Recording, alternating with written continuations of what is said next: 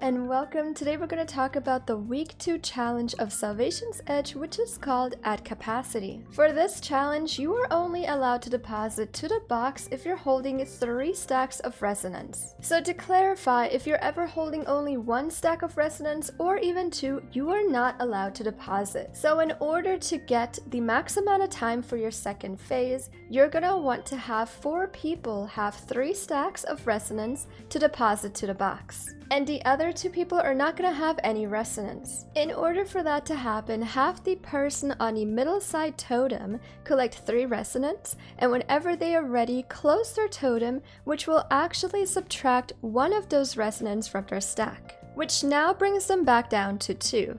So I usually have the right side be responsible to keep their chain going until that middle totem person steals 1 of their resonance to make their stacks go back up to 3, and then they can close their totem. But one thing I didn't mention is that the totem people on left and right side are only going to pick up their 1 needed resonance to shoot their totem.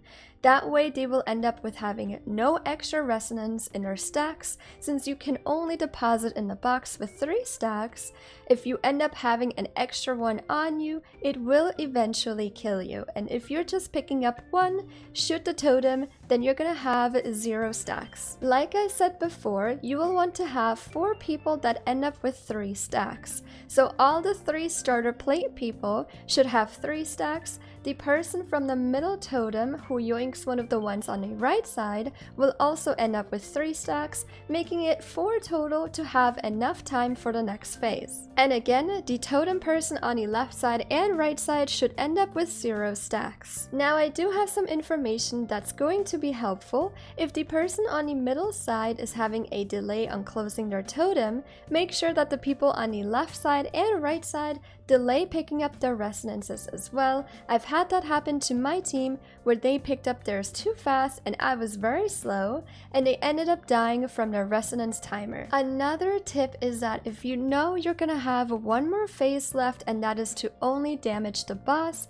you don't exactly need to have 4 people deposit to the box. We ended up having a bit of a chaos, which literally resulted in having 2 people deposit to the box, but it was enough time for us to continue damaging the boss to final stand and finish him off. To add more information, if you're doing this challenge on normal mode, you're gonna get an extra chest with extra loot, but if you do it on master mode, you will get 1 adept weapon from that extra chest. Which, speaking of master mode, every single side is going to get 1 overload knight that spawns in whenever the first group has to go down to the arena and fight the boss's weak point. And before I leave, I have 2 more things to talk about. Last week we ended up having an issue where whenever you finished an entire start to finish master raid, you are able to buy more adept weapons at the very end, and it was actually glitched out.